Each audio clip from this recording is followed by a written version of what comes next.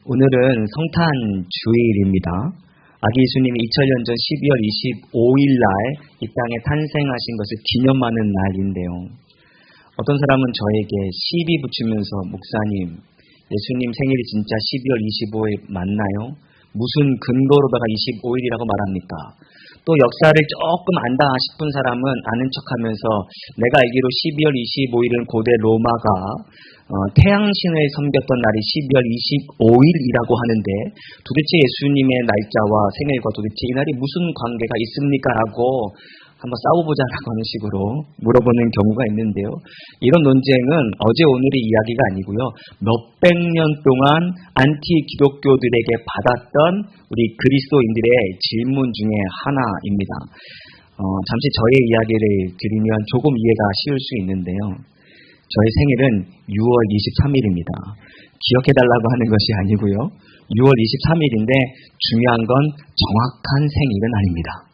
이게 무슨 말인가 하실 텐데요. 제가 25살 무렵에 저희 가족에서 부모님이 거의 이제 다시는 안 볼 것처럼 싸웠던 기억이 있는데 그 이유가 막내 아들인 제가 생일이 몇 월 며칠이냐로 싸우는 겁니다. 세상에 부모가 자녀의 생일을 가지고 정확한 생일을 몰라서 서로 주장을 하는 겁니다. 어머님은 7월 23일이라고 말씀하셨고 아버님은 11월 6일이라고 말씀하셨습니다. 그런데 서로의 주장을 듣고 보니 이게 누구의 주장 하나가 어디한 틀린 게 없습니다. 어머님은 첫째는 3월에 낳았고 둘째는 9월에 낳았으며 막내는 더운 여름 이제 7월 23일 날 내가 낳았는데 내가 그걸 모르겠냐는 거예요. 어머니 말씀을 들어보니까 제 생일은 7월 23일인 거예요. 근데 아버님 하시는 말씀 무슨 소리냐. 첫째도 낳자마자 일주일 뒤에 면사무소에서 등록을 했고 둘째도 일주일 뒤에 등록을 했으며 막내도 내가 추운 겨울날 면사무소 갔다는 거예요. 한 사람은 더운 여름날 낳았다 그러고 한 사람은 추운 겨울날 갔다 그러고 도대체 저는 누구의 의견을 존중해야 되는지 둘 중에 한 분 하면 그냥 서로 안 볼 기세였습니다. 그래서 제가 선포했습니다. 서로 싸우지 마시고 그냥 제 생일은 제가 알아서 정하겠습니다. 제 생일은 6월 23일로 하겠습니다. 라고 해서 제 생일은 그때부터 6월 23일이 되었고 카카오톡에는 이제 호적상이니까 11월 6일이고 아버님 생일로 11월 6일이거든요.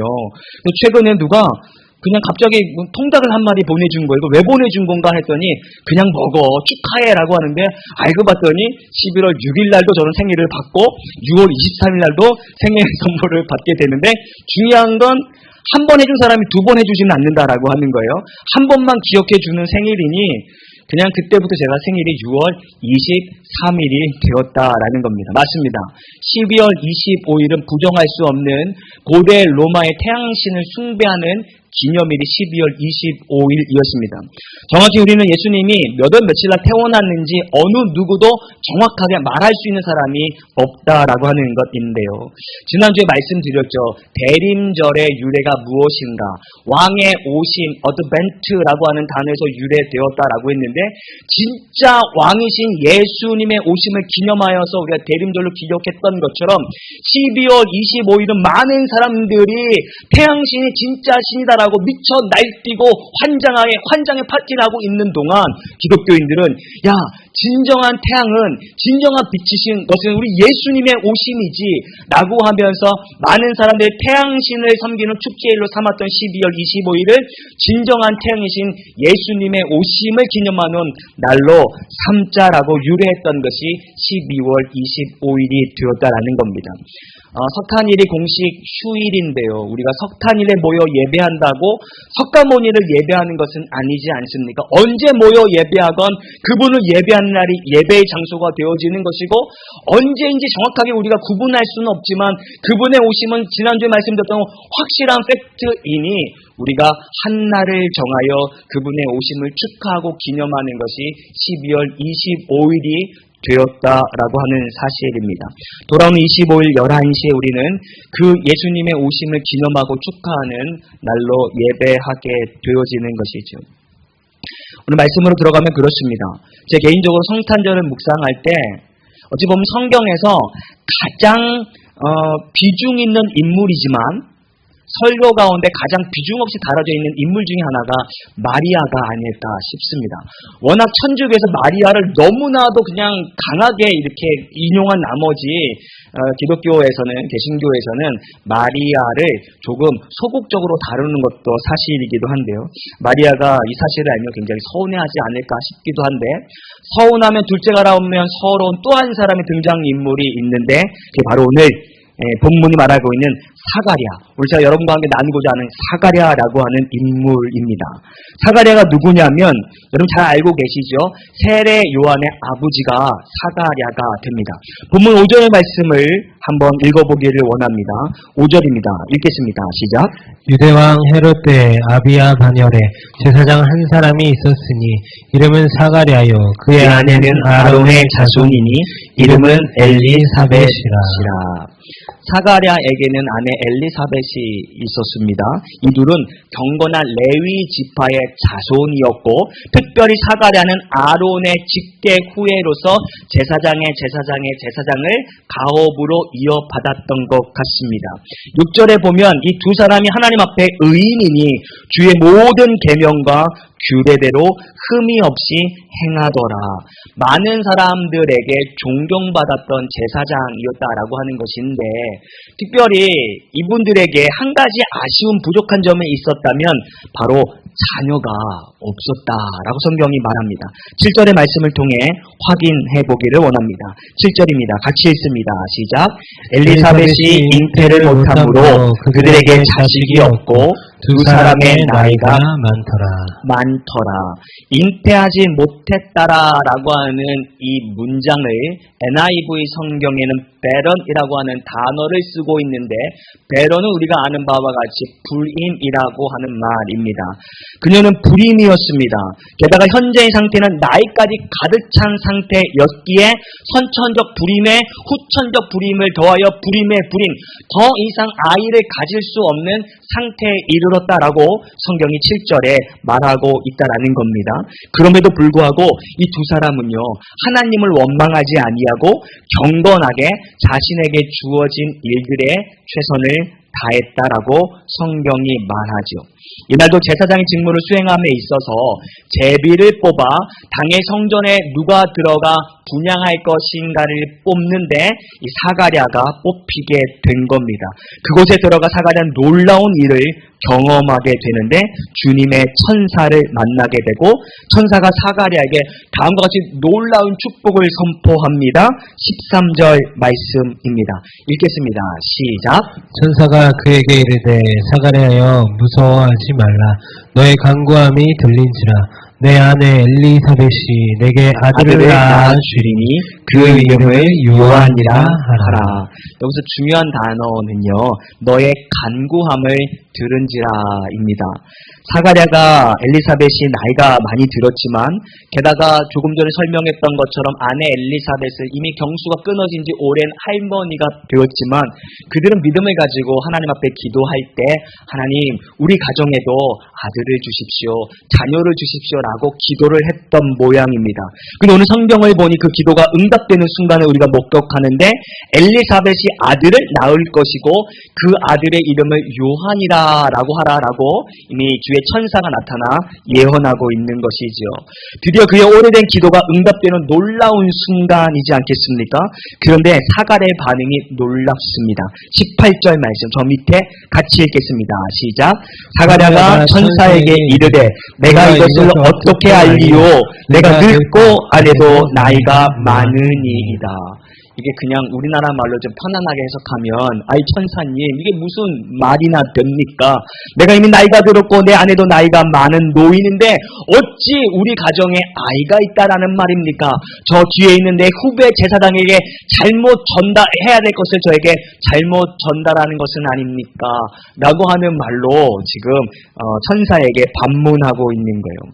저는 이 본문을 읽을 때마다 한 가지 깨닫게 되어지는 것이 있는데요. 우리가 가지고 있는 기도의 모순을 발견하게 된다입니다. 천사가 말하잖아요. 너의 간구함을 들은지라. 하나님께서 이 사가랴와 엘리사벳의 간구를 들었다라는 말입니다. 그런 다음에 한 말이 네가 아들을 낳을 것이다 라고 하는 것으로 미루어 보았을 때 사가랴의 날마다 이 부부의 기도는 하나님 우리의 가정 가운데 아들을 주십시오 라고 하는 기도였는데 그 기도가 응답되어졌음에도 불구하고 지금 사가랴는 이 현실을 지금 받아들이지 못하고 있더라라고 하는 것입니다. 우리도 그럴 때가 있지 않습니까? 하나님께 기도하여 응답을 받았음에도 불구하고 하나님 내가 이런 사람이 되겠습니다. 나에게 이런 상황을 만들어 주십시오. 정말 그런 상황을 만들어 주었음에도 불구하고 이거 너무나도 이것은 우연한 일이 아닌가? 이 기도의 제목이 이루어지기 너무나도 어려운 것인데 실제 일어나게 되었을 때는 우연으로 치부하거나 나 오늘 운이 좋아서 일어난 일이야라고 치부해버리는 일들이 없냐라고 하는 사실입니다. 언제 한번 드린 말씀인데요. 2층에 교회가 입주를 했는데 얼마 지나지 않아서 지하에 이제 무당집이 들어오게 되었습니다. 목사는 위기감을 가지고 무당집 망하게 해달라고 작정 기도를 하게 되는데 진짜 무당집이 손님이 없어서 망하게 되었습니다. 이에 화가 나서 무당이 이제 법원에 민사 소송을 하게 되는데 판사가 이제 재판관이 이렇게 목사에게 물었답니다.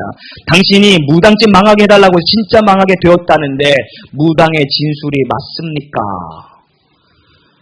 그러더니 목사가 판사에게 한다는 말이 판사님 그 말을 믿으십니까? 목사가 기도했다라고 망했다는 게 말이나 됩니까? 지가 능력이 없어서 손님이 없어 망한 것이지요.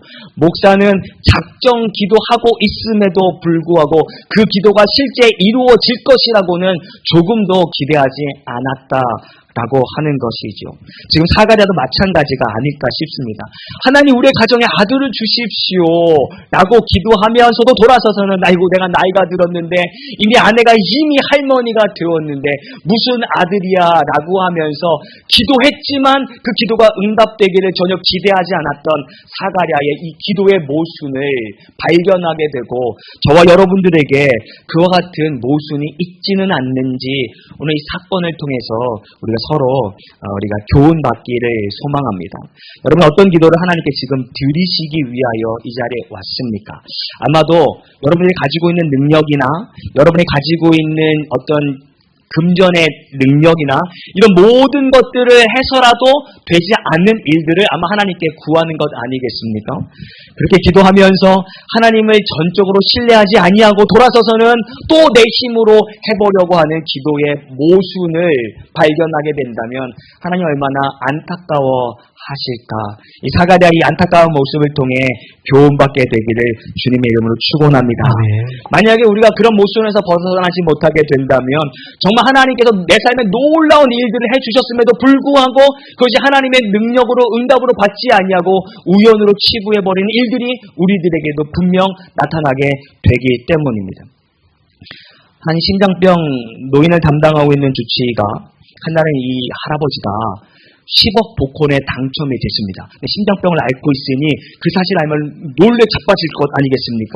그래서 그 환자 앞에 두고 이렇게 말을 했답니다. 할아버지, 이건 예를 들어 하는 겁니다. 절대 이런 일들은 있을 수도 있고 없을 수도 있는데 거의 일어나지 않을 것이나 상상이나 해봅시다. 상상은 즐거우니까.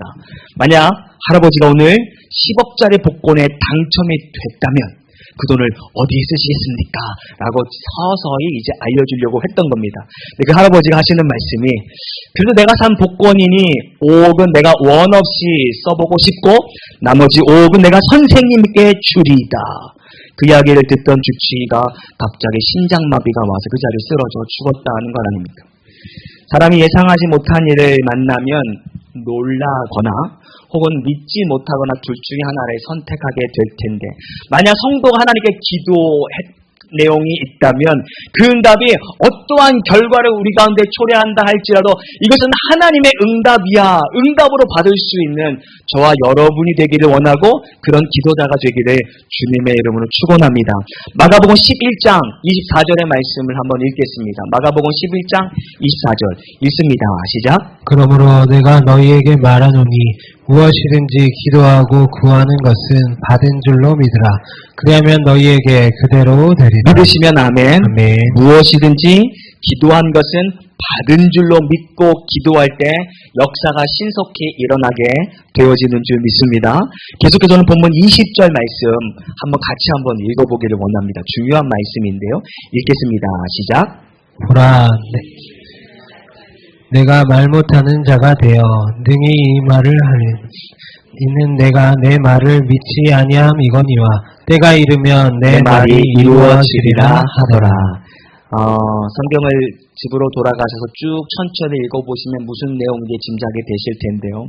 이 사건을 통해서 사가랴가 아들을 보기 때까지 약 10개월 동안 말하지 못하는 순간 벙어리가 되었더라라고 성경이 말하는 겁니다. 저도 이 내용을 가지고 설교하는 것을 초등학교, 중학교, 고등학교, 청년에 이르기까지 많은 목사님들을 통해서 말씀을 들었습니다. 그런데 이 말씀을 준비하면서 그때 그 목사님이 이 설교의 본문을 가지고 어떤 말씀을 하셨지라고 되돌려 보니까 여러 말씀이지만 주 핵심은 이런 겁니다. 하나님 말씀 온전히 믿지 못하고 불신하면 하나님이 사가랴의 입을 막으신 것처럼 여러분의 삶을, 여러분의 지경을 막으실 겁니다. 여러분의 경제를 막으시고 여러분의 자녀를 막으시고 여러분의 건강을 막으실 것이니 하나님 말씀하시며 그것을 불신앙으로 받지 말고 믿음으로 받으시기를 축복합니다. 얼마나 무서운 하나님이에요. 그래서 어렸을 때 이 말씀을 들었을 때는 없었던 믿음도 끌어당겨가지고 믿음 있는 척 했던 것 같고 조금의 불신도 없게 하려고 우리의 신앙에 채찍질을 가했던 옛날의 저의 모습이 이 말씀을 통해 발견하게 되었는데요. 물론 맞는 말씀이기도 하고 올바른 해석이기도 하지만 과연 하나님이 순간 하나님의 말씀을 의심했던 사가랴에게 무려 10개월 동안 넌 앞으로 말할 자격이 없어 라고 하시면서 책망의 도구로 그의 입술을 막으셨다라고 저는 생각하지 않는다라는 겁니다. 목사가 되고 이 말씀을 새롭게 묵상하게 되니 더 정확하게는 결혼을 하고 자녀를 이제 얻게 된 아버지의 입장에서 이 말씀을 보고 사가랴의 말씀을 보니 사가랴의 마음이 이해가 되어지고 더 나아가 아버지 하나님의 마음이 이해가 되더라고 하는 겁니다. 앞선 분들의 해석이 틀렸다라고 하는 것은 아니지만 조금 더 이 말씀을 깊게 묵상하다 보면 다음과 같은 말씀의 해석도 나올 수 있게 됨을 그분들이 놓치게 된 것은 아닌가. 성경을 읽어보시면 아시겠지만 오늘 본문에 등장하는 사가랴의 아들은 세례 요한입니다. 세례 요한은 예수님보다 약 6개월 앞선 선지자였고 그분의 이 어떤 것들을 준비하고 예견하는 역할을 감당했던 선지자였던 것이죠. 하나님이 사가랴에게 아들의 소식을 전하고 그에게 10개월 동안 말하지 못하게 했다라고 하는 것은 징계의 측면이 아니라 10개월 동안 그 어느 누구와도 말하지 아니하고 이제부터 너는 나와 반드시 교제해야 된다. 너는 나와 대화해야 한다. 라고 하면서 모든 이 시그널을 멈추게 하시고 하나님과 독대하는 축복의 시간 10개월이 됐다라고 하는 겁니다. 그리고 10개월이 끝나자마자 그의 입술 가운데서 했던 이야기가 무엇이냐면 천사가 예견한 대로 나의 아들의 이름은 요한이라 할 것이다 라고 했던 선언이었다라는 거예요. 사람들은 의아해했습니다. 요한이라고 하는 이름은 지금까지 그의 가문에 없었던 이름인데요. 오늘도 우리가 사랑하는 자녀의 세례에 앞서서 많은 분들이 축하해 주시기 위해서 전국 방방 곳곳에서 오기도 하지만 그 당시에는요 유대 관례에 의하여 낳은 지 8일이 되면 할례를 받게 되는데 할례 시에는 많은 일가 친척들이 모여 그 할례를 축복하고 같이 기도하는 그런 관습이 있었던 겁니다. 그 59절에 보면 할례를 받는 날 많은 일가 친척들이 왔는데 아버지는 영문도 모르게 지금 벙어리가 되어 있고 그의 아내는 어떤 가문의 계보에 따라 이름을 정하는 것이 아니라 전혀 생뚱맞은 이름 이 아들을 요한이라 할 것이다 라고 했던 것이죠. 아마도 사가랴는 말하지는 못하였지만 하나님께 계시받았던 내용을 아내에게 아마 서피를 통해서 아이는 요한이라 할 것이다 라고 하는 것을 아마 불러주었던 것 같습니다. 그리고 사람들은 그 이름이 탐탁지 않았던 거예요. 무슨 우리 가문에 요한이라고 하는 이름이 어울리냐라는 것이죠. 우리나라 말로 말하자면 뼈대 있는 가문의 사대부에는 이름에 돌림자를 씁니다. 현자를 쓰기도 하고 민자를 쓰기도 하고, 지금 사가랴의 친척들은 말하기를 요한이 아니라 사가랴라 하자, 아버지의 이름을 따서 사가랴라 하자, 혹은 영어식으로 말하면 사가랴 주니어라고 해야 하는 것이 옳지 않느냐 갑론을박하고 있습니다.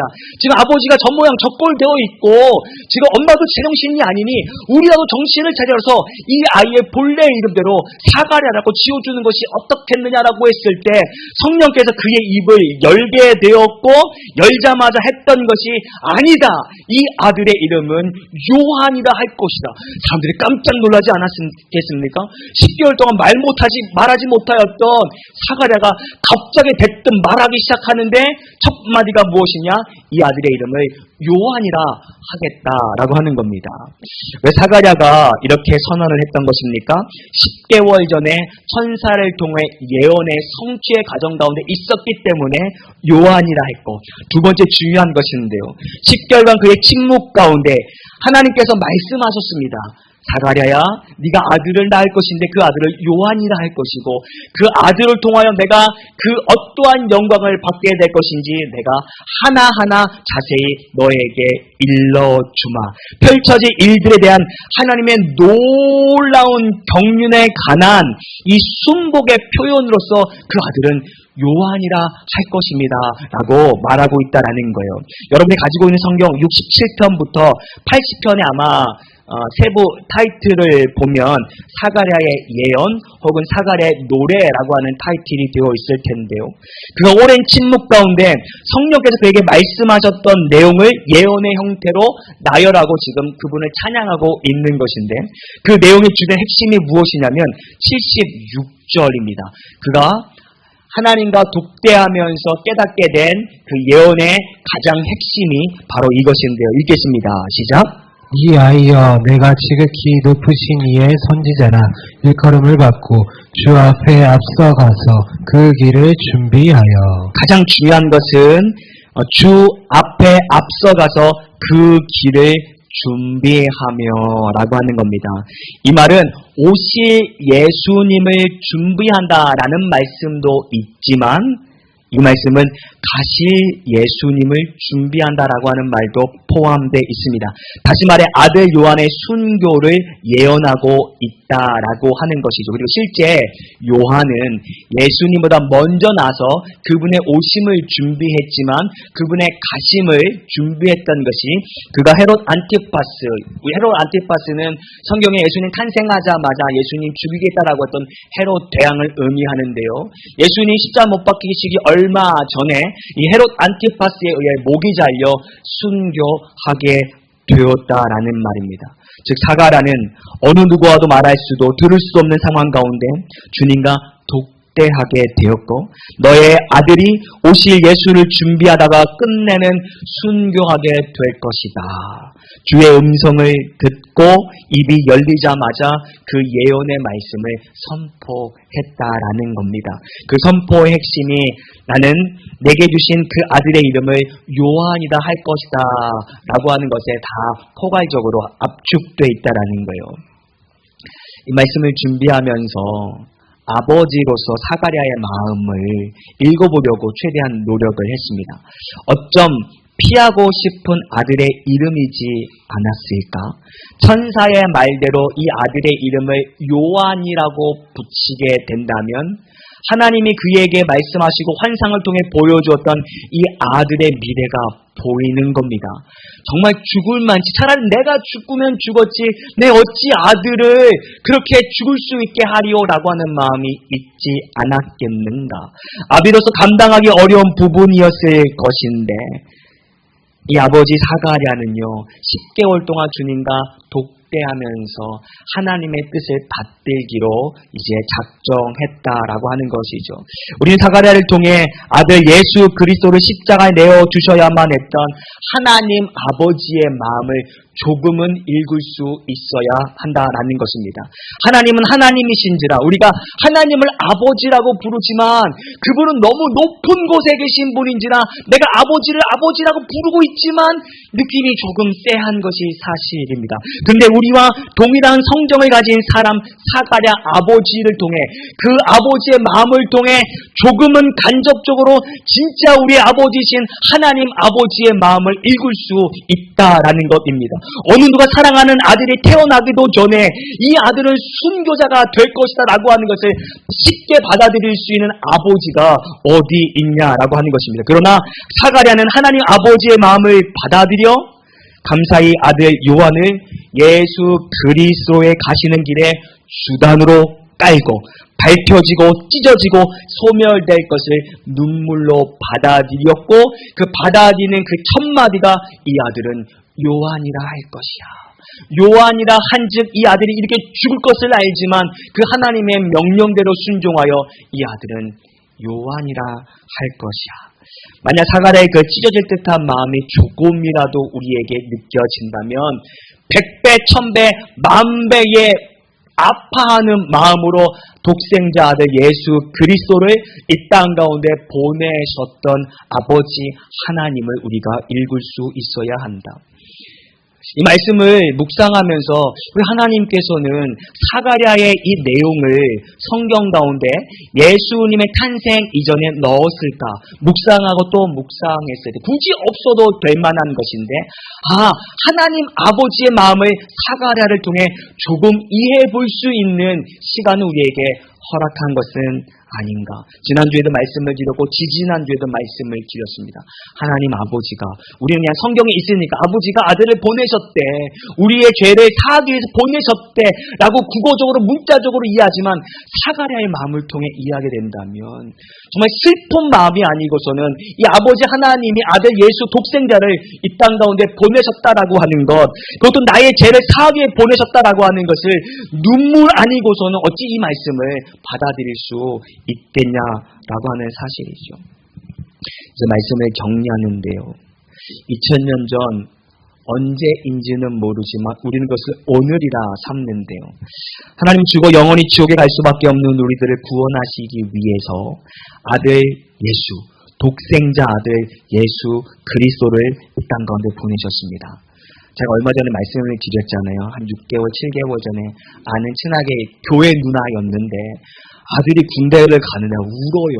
저는 무슨 큰일 난 줄 알았어요. 그런데 도대체 무슨 일이야 라더니 우리 누구 알지? 우리 누구가 지금 군대를 가. 아니 이미 첫째도 보냈잖아. 첫째는 담담했는데 둘째는 어리잖아 라고 하면서 어려도 갈 건 가야지 라고 하는데 엉엉 울어요. 그래봤자 2년 되지도 않은 군대를 보내면서 우는 게 부모의 마음이잖아요. 군대뿐만 아니에요. 4박 5일 극기훈련 가는 것도 이제 머지않아 여기 어린 자녀들 수학여행 보내는 것도 보내야 되나 말아야 되나 그런 마음이 부모의 마음인데 하나님의 마음, 독생자 아들을 갈기갈기 찢어야만 하는 그 하나님의 마음은 얼마나 아프셨겠냐라고 하는 사실이죠. 우리가 성탄에 깨달아야 하는 건 오신 예수님의 묵상해 보아야 하기도 하지만 보내신 그 아버지의 마음, 내 죄가 얼마나 정말 끔찍한 죄였다면 하나님은 아들을 보내셔야만 했을까 하는 그 아버지의 마음을 조금 이해할 수 있는 2025년도 우리가 성탄절이 되었으면 좋겠습니다. 부디 이 땅 가운데 살아가는 날 동안 날 구원하신 하나님을 위해 그것을 깨닫게 되거들라 내 영광 돌리는 자가 되겠습니다. 하나님 앞에 부끄러움 없는 삶을 살겠습니다. 그래서 하나님 보시면 잘했다 칭찬받을 수 있는 그런 성도가 되겠습니다 라고 다짐할 수 있는 올해의 성탄이 되기를 주님의 이름으로 축원합니다.